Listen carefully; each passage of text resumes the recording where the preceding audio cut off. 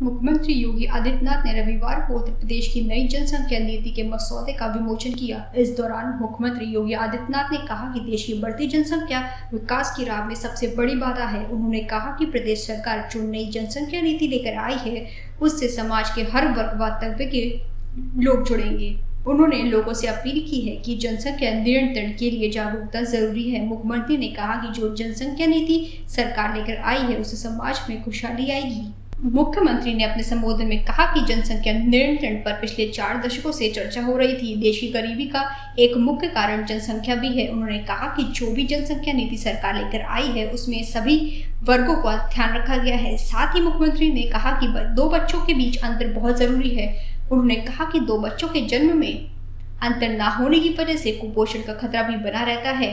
क्योंकि सरकार ने नई जनसंख्या नीति का जो मसौदा तैयार किया है, अगर यह अधिनियमित हो जाता है तो यह प्रस्तावित कानून बजट प्रकाशित होने के 1 साल बाद लागू हो जाएगा। यानी 2022 से प्रदेश में 2023 तक के लिए नई जनसंख्या नीति लागू रहेगी। सरकार द्वारा तैयार मसौदे में जनसंख्या नियंत्रण में मदद करने वालों को प्रोत्साहन देने का प्रावधान तो है ही, साथ ही इसे न मानने वालों के लिए कई सुविधाओं से वंचित करने का भी प्रावधान है। नई जनसंख्या नीति के मसौदे के मुताबिक उत्तर प्रदेश के उन कर्मचारियों को प्रमोशन, वेतन वृद्धि, आवास योजनाओं में रियायतें और अन्य भत्ते देगी जो जनसंख्या नियंत्रण मापदंडों का पालन करेंगे या जिनके 2 या उससे कम बच्चे हैं। 2 संतानों के मापदंड को अपनाने वाले सरकारी कर्मचारियों को पूरी सेवा के दौरान 2 अतिरिक्त से वेतन सेवा, पूरी वेतन और भत्तों के साथ 12 महीने का मातृत्व या पितृत्व अवकाश और राष्ट्रीय पेंशन योजना के तहत नियुक्त अंशदान कोष में 3% की वृद्धि मिलेगी। प्राइवेट क्षेत्र वालों को मिलेगा ये लाभ। 2 बच्चे पैदा करने वाले वैसे लोग जो सरकारी नौकरी में नहीं है, उन्हें भी पानी, बिजली, हाउस टैक्स, होम लोन में छूट व अन्य सुविधाएं देने का प्रस्ताव है। सभी माध्यमिक स्कूलों में जनसंख्या नियंत्रण से जुड़े विषय को पढ़ाने का भी प्रस्ताव है। स्वास्थ्य एवं परिवार कल्याण मंत्रालय के द्वारा आयोजित आज के इस कार्यक्रम में उपस्थित विभाग के मंत्री श्री जयप्रताप सिंह जी, प्रदेश के चिकित्सा, शिक्षा और वित्त विभाग के मंत्री श्री सुरेश कुमार खन्ना जी, चिकित्सा, स्वास्थ्य एवं परिवार कल्याण विभाग के राज्य मंत्री श्री अतुल गर्ग जी,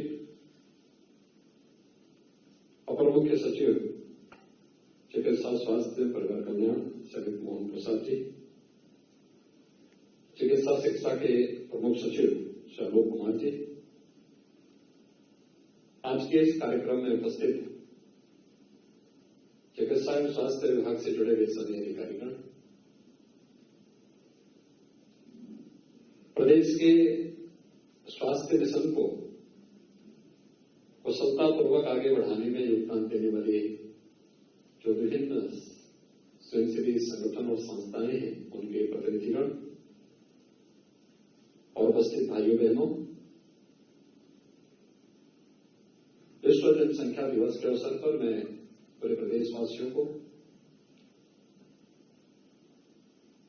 एक खुशहाल और स्वस्थ परिवार की परिकल्पना को साकार करने के लिए हृदय से बधाई देता हूं और उनकी शुभकामनाएं भी देता हूं।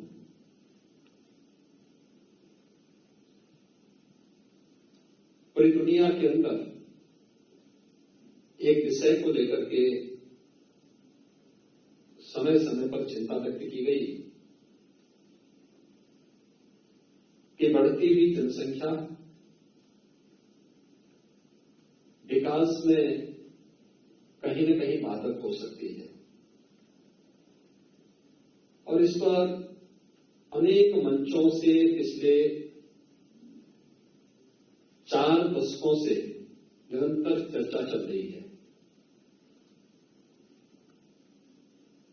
जिन देशों ने और जिन राज्यों ने इस संबंध में अपेक्षित प्रयास किए,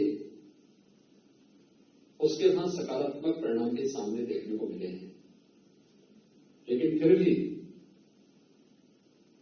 इसमें और भी प्रयास किए जाने की आवश्यकता है। और मुझे प्रसन्नता है कि विश्व जनसंख्या दिवस के अवसर पर आज उत्तर प्रदेश की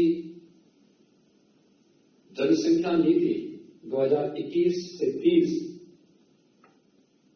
यह जारी हो रही है। इसको जारी करते हुए मुझे प्रसन्नता की अनुभूति हो रही है कि काफी तथ्यों के साथ समाज के विभिन्न तबकों को ध्यान में रख करके इस जनसंख्या नीति को लागू प्रदेश सरकार कर रही है। वास्तव में जनसंख्या स्थिरीकरण का जो प्रयास है, यह समाज की व्यापक जागरूकता के साथ जुड़ा हुआ है। हमें इस बात को नहीं भूलना चाहिए कि अगर समाज में जहां गरीबी है, वहां जनसंख्या वृद्धि का उसके साथ एक संबंध हो जाता है और इस दृष्टि से व्यापक जागरूकता का एक अभियान उन सभी तबकों को ध्यान में रख करके जब तक हम लोग नहीं चलाएंगे, तब तक उन लक्ष्यों को प्राप्त करने में कठिनाई होगी। और खासतौर पर जब यूनाइटेड नेशन ने दुनिया के सभी देशों से 2030 तक सस्टेनेबल डेवलपमेंट गोल्स को अचीव करने का एक लक्ष्य दिया हो और देश के अंदर आदरणीय प्रधानमंत्री जी के नेतृत्व में उन लक्ष्यों को प्राप्त करने की दिशा में प्रयास प्रारंभ हुए हों, तो देश में आबादी के हिसाब से सबसे बड़े इस राज्य के बारे में हमें अवश्य सोचना होगा, क्योंकि इसका संबंध केवल जनसंख्या स्थिरीकरण के साथ ही नहीं, बल्कि जनसंख्या नीति का संबंध हर एक नागरिक के जीवन में खुशहाली लाने और समृद्धि का रास्ता उसके द्वार तक पहुंचाना भी है।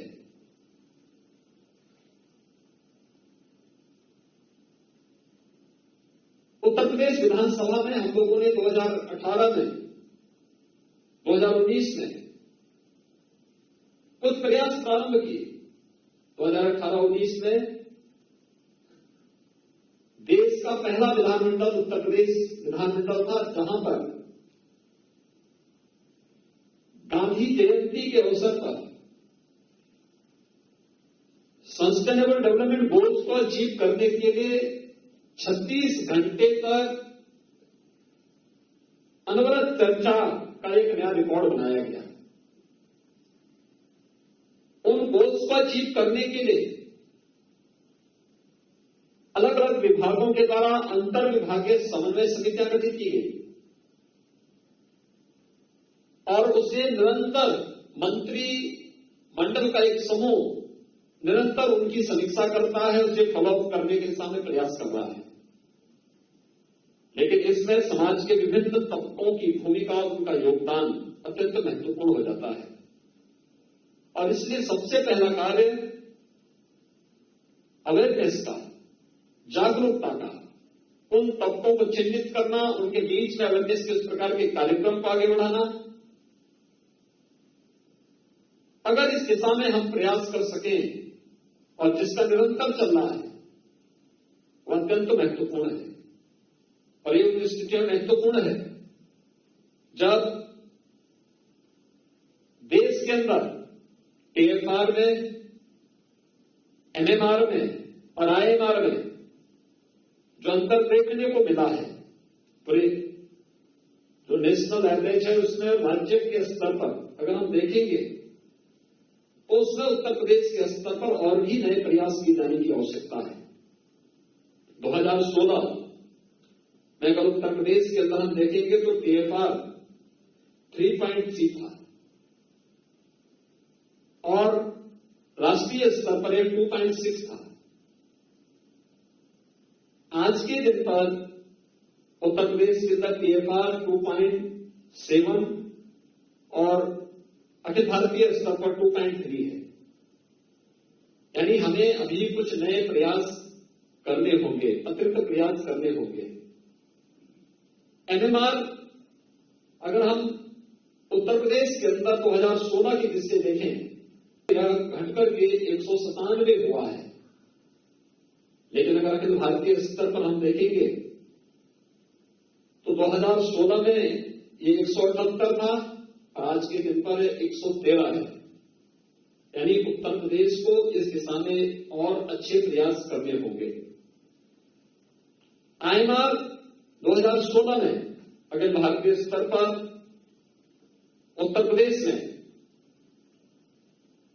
53 था, आज के दिन पर यह 43 है और अखिल भारतीय स्तर पर 2016 में 42 था, 33 है। यानी ये तीनों जो पैरामीटर है ये हम सबको प्रेरित करता है कि कहीं ना कहीं हम क्वालिटी पर ध्यान दें और क्वालिटी किस रूप में होनी चाहिए। और अवेयरनेस, अगर दो बच्चों के बीच में अंतराल नहीं होगा तो स्वाभाविक रूप से उनके पोषण पर असर पड़ेगा। शिशु मृत्यु दर में और मातृ मृत्यु दर को नियंत्रित करने में अत्यंत कठिनाई होगी। और उन स्थितियों में हम लोगों को जिन लक्ष्यों को प्राप्त करना है, जिसमें कि नेशनल एवरेज से भी उत्तर प्रदेश पीछे है, यद्यपि पिछले 4-5 वर्षों में जो प्रयास हुए हैं उसके अच्छे परिणाम भी आए हैं, लेकिन अभी और भी अच्छे प्रयास किए जाने की आवश्यकता, और ज्यादा प्रयास किए जाने की आवश्यकता है।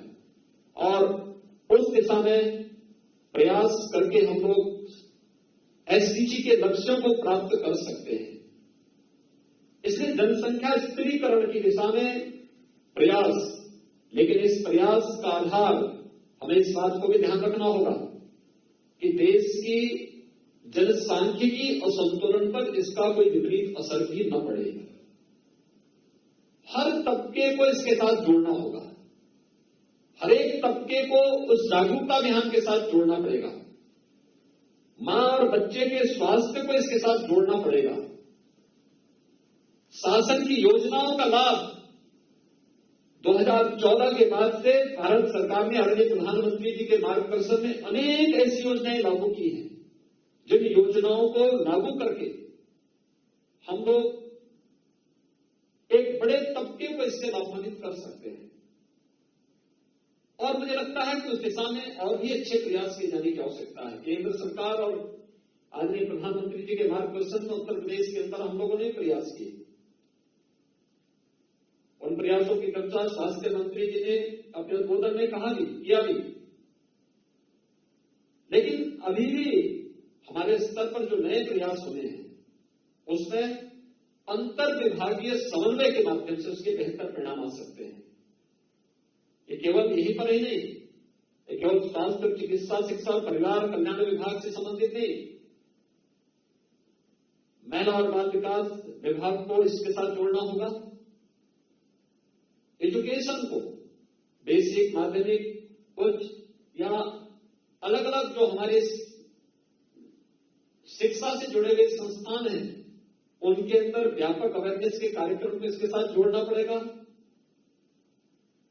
स्वास्थ्य के प्रति जागरूकता के साथ साथ समाज स्वास्थ्य के इन सभी पैरामीटर को प्राप्त करने की दिशा में जिनके स्तर पर प्रयास हो सकते हैं उन सभी विभागों को भी जोड़ करके अंतर विभागीय समन्वय के माध्यम से हम बेहतर परिणाम दे सकते हैं।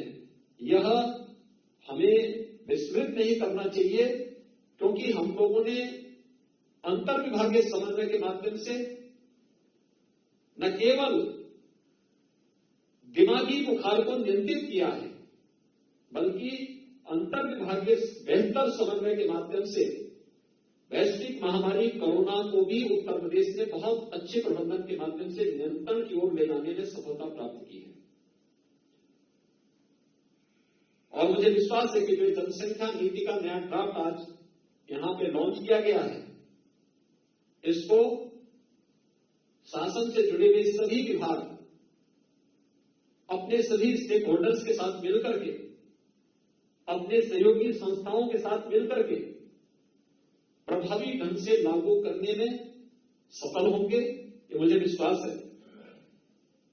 मुझे प्रसन्नता है कि आज 11 आरटीपीसीआर की लैब भी शुभारंभ हो रही है। उत्तर प्रदेश ने पिछले 16 महीनों के दौरान वैश्विक महामारी कोरोना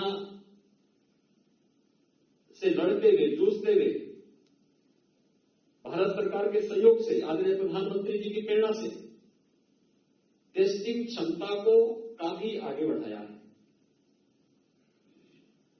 जब कोरोना का पहला केस उत्तर प्रदेश के अंदर देखने को मिला था, तब हमारे पास कोई टेस्टिंग सुविधा नहीं थी, और मैं धन्यवाद दूंगा स्वास्थ्य चिकित्सा विभाग को और चिकित्सा शिक्षा विभाग को, जिन्होंने केंद्र और राज्य सरकार के सहयोग से आज टेस्टिंग क्षमता अब तक 4 लाख टेस्ट प्रतिदिन करने की विकसित की। मुझे लगता है देश और दुनिया के अंदर ये सर्वाधिक है। 4 लाख टेस्ट प्रतिदिन, और ये 11 नई लैब्स आई है। इसके माध्यम से हमारी टेस्टिंग क्षमता और भी बढ़ पाएगी, और हम लोगों का जो मकसद रहता था कि सैंपल का 24 घंटे के अंदर ही हम रिजल्ट दे दें, तो यह उन जनपदों की लिस्ट जहां पर 11 लैब्स स्थापित हो रही है, वे जनपद हैं जहां पर ज्यादातर में हमारे कोई भी मेडिकल कॉलेज नहीं, और जहां पर इसकी आवश्यकता थी। यानी अब 44 ऐसे जनपद हो गए हैं जहां पर चिकित्सा और स्वास्थ्य विभाग के द्वारा PSL लेवल 2 की जो हमारी आरटीपीसीआर लैब्स हैं, ये स्थापित हो चुकी हैं। शेष अन्य जनपदों की दिशा में हमारे वहां पर कोई ना कोई मेडिकल संस्थान है, वहां पर इस सुविधा को चिकित्सा शिक्षा विभाग के द्वारा दी जा रही है या दी जा चुकी है। लेकिन हम इस लक्ष्य को निरंतर आगे प्राप्त करेंगे, इसमें किसी भी प्रकार का कोई संदेह नहीं होना चाहिए। टेक्नोलॉजी का बहुत महत्व हो सकता है, और हम लोगों ने विगत 4-4.25 वर्ष के अंदर इस बात को महसूस किया होगा। शासन की योजना बिना किसी भ्रष्टाचार के अगर समाज के अंतिम पायदान पर बैठे हुए व्यक्ति तक पहुंचे और लाभार्थी योजना का भरपूर लाभ ले सके, 100% लाभ ले सके, तो मानना चाहिए कि शासन की योजना सफल थी, और ये टेक्नोलॉजी से संभव हो पाया। मुझे प्रसन्नता है कि आज प्रदेश के अंदर स्वास्थ्य केंद्रों के बारे में जानकारी लेने और उनकी हर एक गतिविधियों पर नजर रखने के लिए एक CHC PHC लैब का शुभारंभ भी आज यहां पर स्वास्थ्य और चिकित्सा शिक्षा विभाग के द्वारा किया गया है। यह प्रदेश के अंदर जो हमारे लगभग 4,600 से अधिक CHC PHC हैं, इन सब के उन्नयन में तो योगदान देगा, क्योंकि ये ऐप आज के दिन पर इसलिए महत्वपूर्ण है।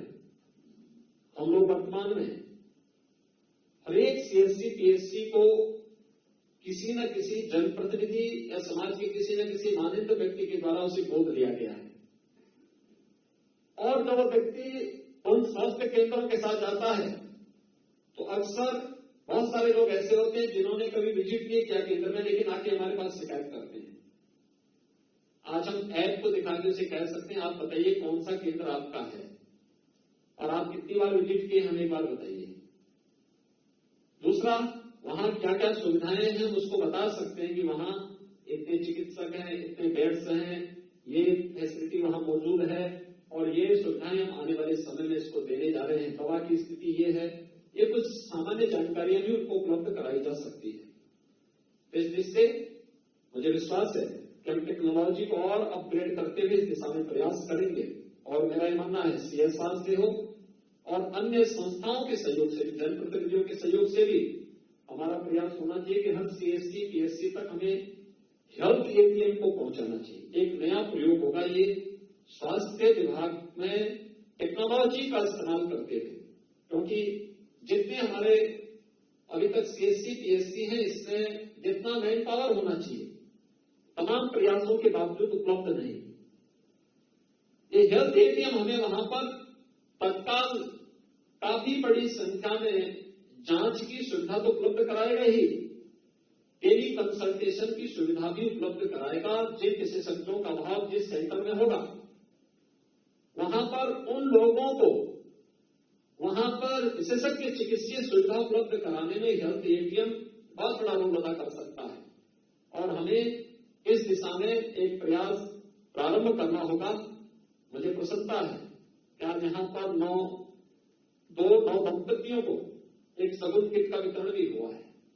मुझे विश्वास है कि स्वास्थ्य और चिकित्सा और परिवार कल्याण विभाग इस अभियान को जन जन तक पहुंचा करके और खासतौर पर जिन लोगों में अभी भी जागरूकता का अभाव है, उन लोगों को इसके प्रति और भी जागरूक करने का प्रयास करेगा।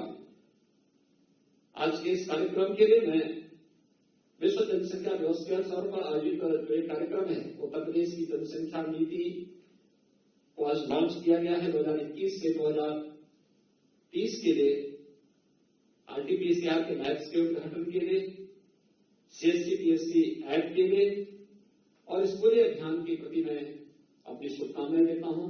धन्यवाद। जय हिंद। अगर आपको हमारा वीडियो पसंद आया हो तो इसे लाइक करें, सब्सक्राइब करें और साथ ही बेल आइकन दबाना ना भूलें।